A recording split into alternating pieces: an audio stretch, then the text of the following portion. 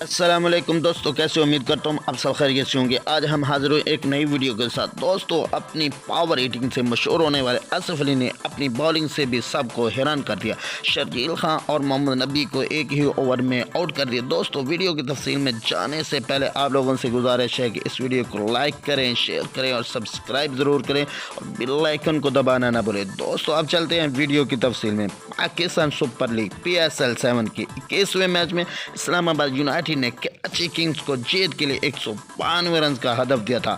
اسلام آباد یونائٹیڈ کے ہدف کے تعاقب میں کراچی کنگ کی بیٹنگ شروع کرتے ہی اسلام آباد یونائٹیڈ کے دو کھلاڑی ذیشان ضمیر اور شاداب خان انجری کا شکار ہو کر فیلڈ چھوڑ کر باہر چلے گئے، تو پھر آصف علی جو کہ وائس کپتان بھی ہیں بولنگ کروانے کے لیے اور 2 وکٹیں حاصل کی۔ شرجیل خان جو کہ اسلام آباد کی ٹیم پر پریشر ڈال رہے تھے اور باؤنڈریز لگا رہے تھے اور آصف علی کی گیند پر آؤٹ ہو گئے اور اگلی ہی گیند پر محمد نبی کو بھی آصف علی نے آؤٹ کر دیا۔